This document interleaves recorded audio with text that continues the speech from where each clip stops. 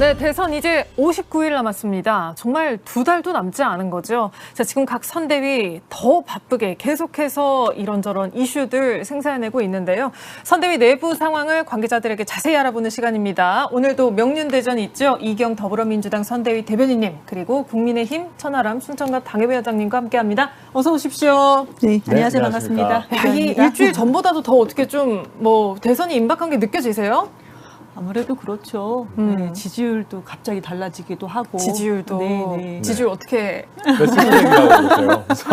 그래도 슬픈 이재명 얘기니까. 후보 예. 같은 경우는 지금 야금야금 올라가고 있고요. 야금.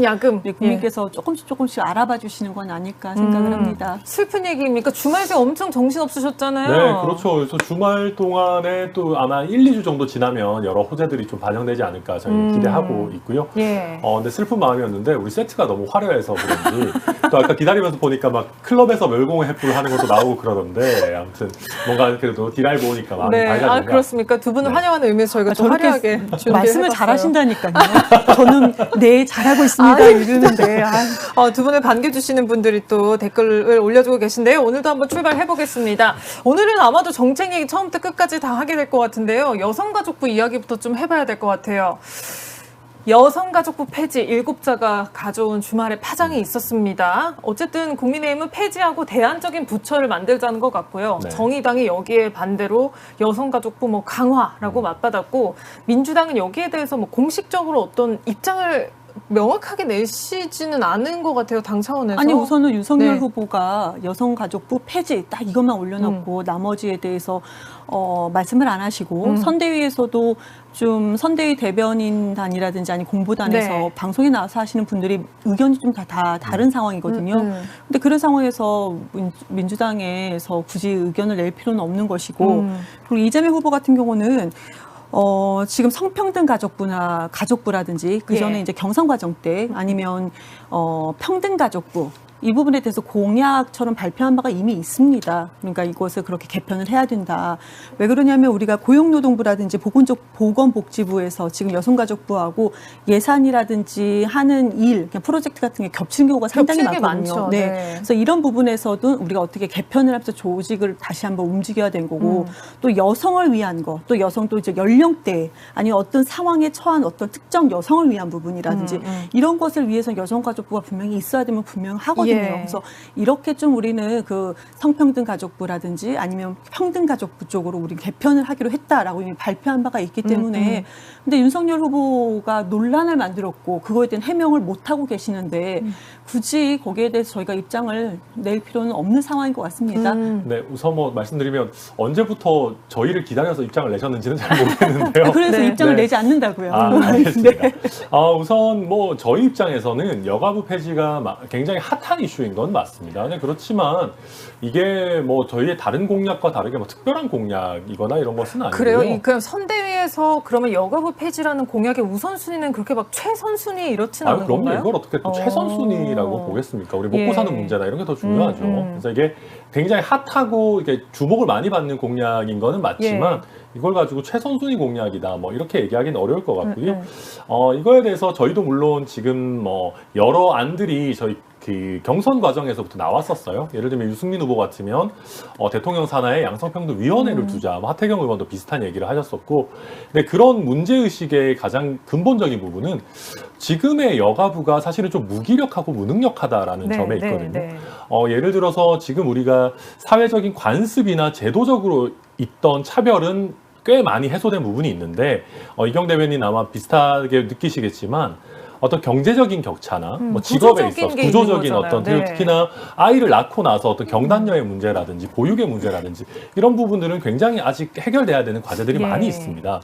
그런데 문제는 여가부라는 부처가 사이즈도 작고 고용노동부 내지는 보건복지부에 비해서 솔직히 말해서 전문성이나 이런 부분들도 좀 떨어져요. 그러다 보니까 그냥 여성가족부라는 곳에다가 그걸 그냥 맡겨놨을 때 제대로 되겠느냐. 그러니까 김부겸 총리께서 20대는 아직 여가부 어려서 이 여가부의 그 어떤 업적이나 이런 걸 잘 모른다고 하셨는데 저도 30대지만 한 10년간 여가부가 뭐 했는지 솔직히 잘 모르겠거든요. 그러다 보니까 그래서 실제로 보면 여가부 폐지라고 하면 2030 남성들만 좋아하시는 것 같지만 여론조사 결과 보면 여성들도 절반 가까이 동의를 할 정도로 여가부가 어떤 여성 권익 증진이나 양성 평등에 실질적인 기여를 못한 부분이 많이 있다. 이런 말씀 아니 근데 드립니다. 우리 네. 그 위원장님이 좋은 말씀 다 해주셨어요. 공감되는 말씀을 다 해주셨는데 문제는 후보의 어떤 그 말 바꾸기 하는 태도 그거에 대해서 해명하고 근데 이 후보가 그냥 그 기초단체장이나 뭐 광역단체장이 아닌 대선 후보라는 거예요. 왜 그러냐면 경선 과정에서 양성평등 가족부로 개편하겠다라고 말씀을 했어요. 지금 주신 문제의식은 지금 뭐 정치계에 계시는 많은 분들은 같은 문제의식을 가지고 있을 거예요. 그럼 이것을 어떻게 해결할 것이냐. 네, 그런 건데 기자가 질문을 하죠. 말 바꾸기라든지 지금 20대 특히 이제 청년들의 표가 떨어지니까 이것은 뭐 갈라치기 하는 것이 아니냐. 이런 질문을 했을 때 이거에 대한 간단하게 후보가 어떻게 설명을 해줘야 돼요. 설명은 즉 약간의 설득이 필요한 지금 시점이에요. 우리가. 그런데 뭐든지 국가 사회를 위해서 하는 거 아니겠냐. 이게 지금 후보의 대응 방법이거든요. 차라리 그럴 거면 선거운동을 뭐하러 합니까? 내가 정책을 잘 모르는데 한번 찍어봐 주세요. 내가 잘할 수 있습니다. 이런 선거운동하고 뭐가 다르냐. 이걸 말씀을 드리는 거예요. 이런 거 같아요. 여기 댓글 올라온 게 이제 요 말씀 같은데 2달 전에는 윤석열 후보가 폐지를 얘기하지는 않았는데 네. 갑자기 지금 여성가족부 폐지라고 한 줄로 올린 것이 그러니까 특정 연령대, 특정 성별의 유권자들을 염두에 두고 일부러 이렇게 한 게 아니냐. 특히 이준석 대표의 어떤 건의사항을 좀 일부 받아들였어야 됐기 때문에 이런 얘기가 나온 게 아니냐는 얘기가 있더라고요. 여기에 대해서 좀 어떤 답을 주시겠어요? 우선 저는 이제 이준석 대표의 영향이 아예 없었다라고 보긴 어려울 것 같아요. 네. 왜냐하면 당대표 선거를 할 때부터 여가부 폐지가 굉장히 큰 이슈가 됐었고. 맞아요. 그런데 저는 조금 더 직접적인 영향을 준 것은 뭐 물론 정확한 거는 제가 윤석열 후보 머리 안에 들어가 봐야 알겠습니다만은 최근에 청년 보좌역들이랑 많이 얘기를 나눴습니다. 그러니까 2030들이랑 얘기를 많이 나눴는데 그 친구들도 보면 젠더 이슈에 대해서 예컨대 여가부를 그냥 이름만 바꿔서 양성평등 가족부로 바꾸는 게 사실 무슨 의미가 있겠느냐. 제대로 된 해결책을 내놔야 된다라는 얘기를 뭐 선대위 내부에서도 많이 했던 것 같아요. 뭐 장해찬 청년본부장이라든지. 네, 라디오 나와서 또 강하게 말씀 많이 네, 하시더라고요. 또 엄청 세게 얘기하더라고요. 근데 아무튼 그러다 보니까 아마 그분들의 의견을 듣고 그럼 여가부에 대해서는 조금 더 근본적인 어떤 조치가 필요하다라고 후보가 결단을 내린 걸로 그렇게 이해가 됩니다. 그렇군요. 알겠습니다. 근데 이제 저는 이렇게 보면서 이 젠더 문제, 양성평등에 대해서는 다루기를 정치권에서 되게 어려워하나? 혹은 이걸 어떻게 해야 될지 모르고 갈팡질팡한다는 인상을 좀 많이 받아요. 그러니까 한쪽 얘기를 했을 때는 다른 한쪽이 반발하고 이런 것들을 좀 신경 많이 쓰시는 것 같다는 생각이 드는데 이재명 실제로 후보가요. 네. 지금 그러니까 이거를 우리 개편하겠다. 예, 예. 그러니까 성평등 가족부로 개편하겠다라고 했을 때는 논란이 있지 않았어요. 그때 이재명 후보에 대한 집중도가 되게 높았음에도 불구하고 왜 논란이 없었냐. 어떻게 할 것이다. 뭐가 문제이다. 이런 방향으로 나아가는 것이 맞을 것이다. 라는 어떤 그런 얘기가 있었기 때문에 논란이 되지 않았는데 지금 여기서 논란이 되는 것은 뭐 이수정 교수라든지 신지혜 씨 인재 영입 과정에서 지지율이 많이 하락했다라고 2030의 남성 지지율을 끌어올려야 되는 시점이다라는 얘기가 나왔을 때 갑자기 여가부 폐지 어떠한 설명도 없습니다. 그러니까 개편이 아니에요, 그냥. 그 방식은 약간 이렇게 좀 방식 면에서 그리고 또 저는 방식도 지적을 하고 싶고 예. 두 번째로는 이것이 여가부 폐지만 한다고 해서 2030의 남성 지지율이 오른다고 생각했던 그 부분. 어떻게 여가부 폐지 하나로 남성 지지율이 오른다고 생각을 저희는 그렇게 하는지. 생각하지 않습니다. 아니 남성 예, 지지율이 오른다고 이게 남성 내부에서도 그렇게 많은 그러니까 2030 남성들이 그런 부분에 대해서 선대위 내에서 청년들도 그렇게 지적을 한다고 했잖아요. 그거는 그 지적에는 플러스 내심에는 이 사람들의 말을 들으면 이 젊은 계층의 남성 지지율이 오를 것이다라는 것은 예상은 했을 거 아니에요. 기대는 하지 않았습니까? 예. 근데 그렇게 간단하게 그 2030의 남성과 그 젊은 사람들의 마음을 이렇게 쉽게 얻을 수 있다고 생각했던 그런 부분. 왜냐하면은 그 뒤에는 뭐 우리가 3프로 TV에서도 많이 지적을 했지만 내용이 없잖아요. 내용이 없고 어떻게 이렇게 하나로만 그 마음을 얻을 수 있다고 생각하는 부분에서 저는 참 많은 선대위에서도 고민이 필요한 시점이다. 그러니까 그 말씀 네, 해주시죠. 저는 네. 그렇게 생각해요. 저는 여가부 폐지 논의는 사실은 사회적으로 많은 논의들이 실제 많이 있었습니다. 그렇게 해서 어떤 후보가 자신의 결단을 먼저 표출하고 그 다음에 뒤에 내용을 채우는 방식도 전 충분히 할 수 있는 뭐 방식이라고 생각하고요. 그리고 저는 여가부 폐지랑 자꾸 2030 남성 표심에 한정하는 논의가 좀 불편한 게요. 실제로 여성 중에서도 여가부 폐지가 필요하다고 생각하는 비율이 결코 적지 않습니다. 여러 여론조사 수치에서도 확인이 되고요. 그만큼 여성가족부에 좀 근본적인 문제가 있다라는 얘기거든요. 그러니까 여가부 폐지해야 된다라는 논의가 MB 때부터 시작해서 굉장히 오래된 논의인데 그때마다 여가부에서 우리한테 좀 더 돈과 인력을 더 주시면 잘할 수 있습니다. 잘할 수 있습니다라고 해왔지만 계속해서 부처 평가에서는 뭐 지금도 거의 최하위권이거든요.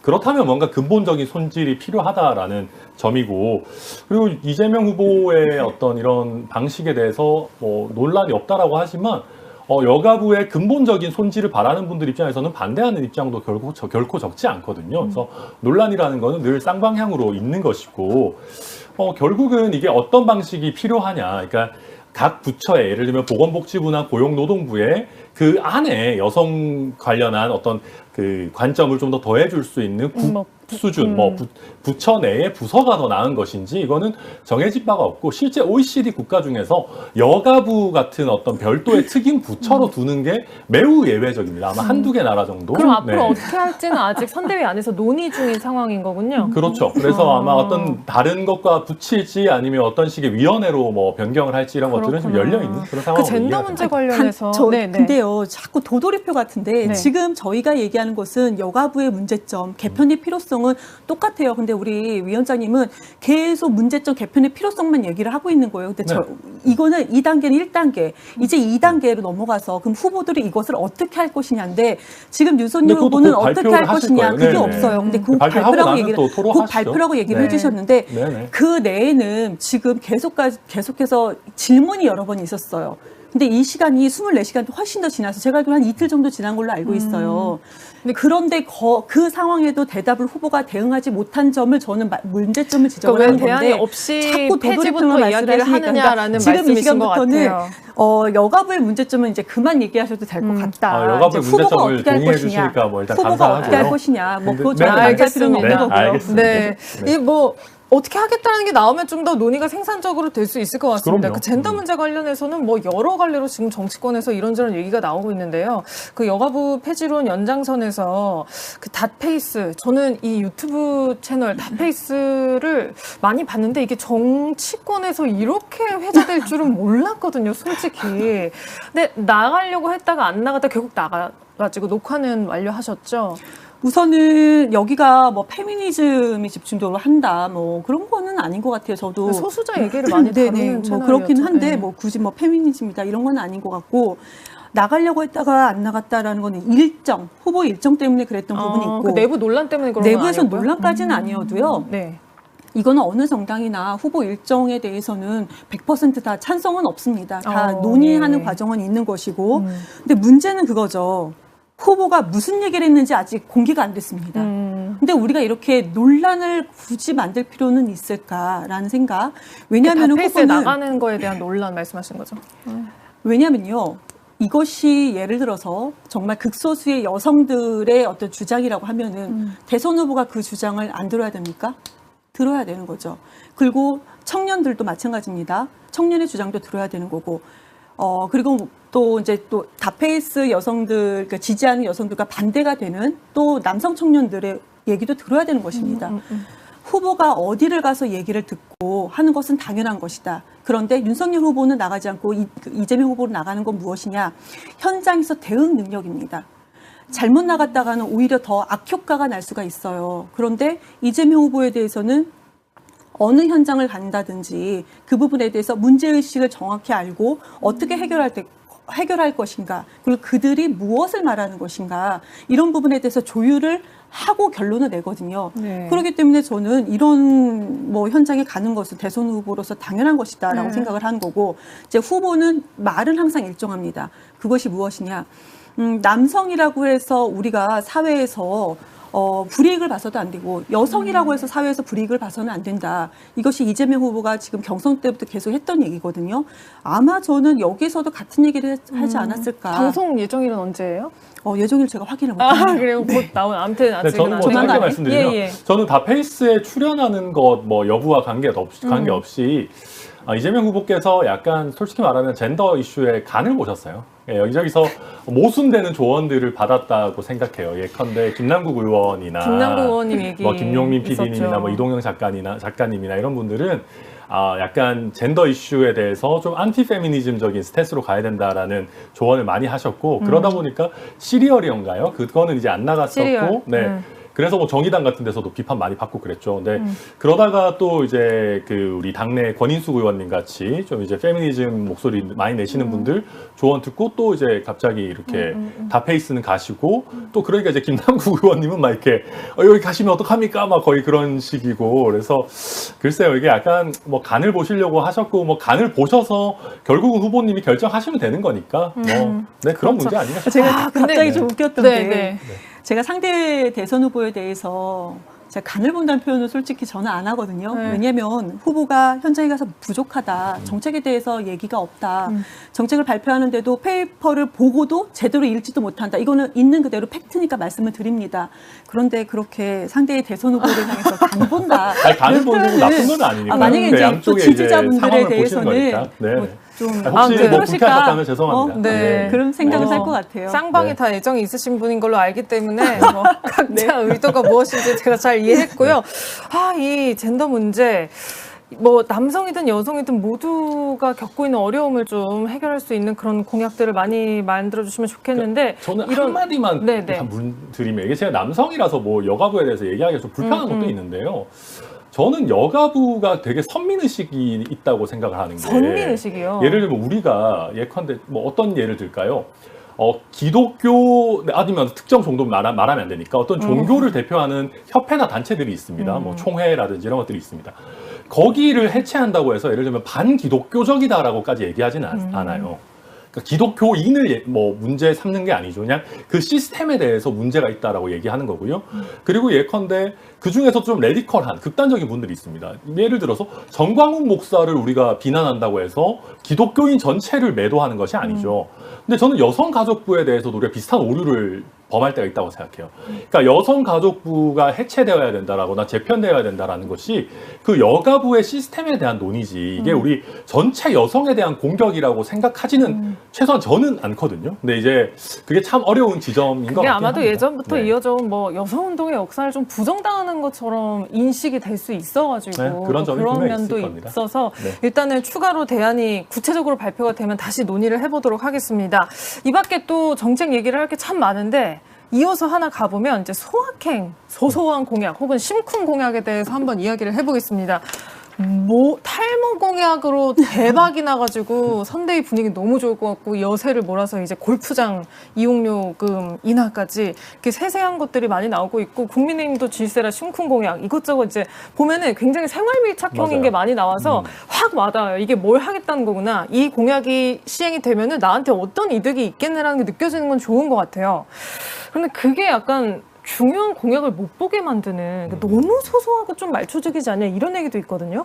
일단 우리 대변인님 뭐 탈모약 공약은 포퓰리즘에 사실은 가깝다. 근데 여기에서 재미를 봐서 자꾸 이런 공약만 내려고 하는 것 같다라는 이야기에 대해서 좀 어떤 입장을 주실 수 있으시겠어요? 자, 우선은 소확행 공약이 소소하지만 확실한 행복을 향한 공약이거든요. 그러니까 아주 간단하게 법만 조금 바꿔도 이것이 당연하다. 예. 좀 이따 이제 말씀 몇 개는 드릴 건데 탈모는요. 왜 우리가 청년들의 리스너 프로젝트라고 우리 선대위 내에서 공약을 만든 것이 아니고 청년들이 밖으로 나갑니다. 국민들한테 어떤 공약이 필요합니까? 이 건의를 얘기를 받아온 거죠? 듣고 와서 이걸 추려서 이걸 한번 공유를 해본 겁니다.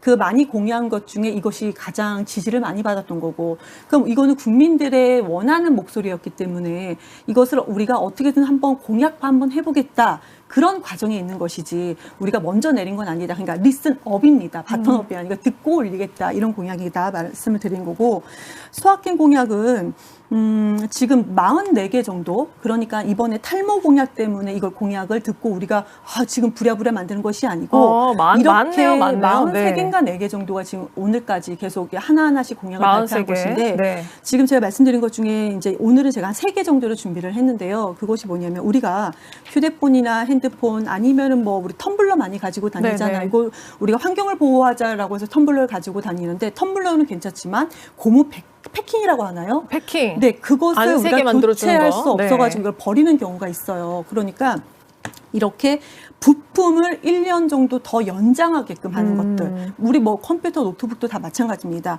이렇게 이거를 1년 정도만 더 연장한다 하더라도 탄소 배출을 자동차 200만 대가 400만 톤, 400톤이 아니에요. 400만 톤의 탄소 배출을 막는다고 합니다. 텀블러 고무 패킹만 오래 써도요? 그러니까 우리가 이렇게 일상생활에서 하는 뭐 휴대폰, 노트북, 텀블러 같은 그렇게 그런 부품 붙어 있는 그 주요 부품에 붙어 있는 어떤 소재 있잖아요. 네. 그런 부분에 대해서만 우리가 1년을 더 연장을 한다 하더라도 사용 기한을. 이만큼 네. 그렇죠. 그러니까 이거를 고무 패킹이 더 이상 생산이 되지 않기 때문에 이것을 우리가 그걸 버리는 경우가 많거든요. 이것을 1년 정도 더 연장해도 그 정도 된다. 부품 더 오래 쓰자. 그렇죠. 이런 공약. 거가 있고 또 우리 의료보험, 실손 의료보험 같은 경우는 우리가 따로 또 청구를 하잖아요. 그래서 우리 국민의 47.2%가 귀찮아 안 할래. 이렇게 되는 경우가 많답니다. 근데 우리 건강의료보험은 자동으로 되잖아요. 네. 이렇게 국민의 실손의료보험을 자동화하자. 근데 우리는 실손을요? 그렇죠. 그러니까 우리는 지금 건강의료보험이 이미 자동화가 되어 있기 때문에 네. 그 자동화 시스템에다가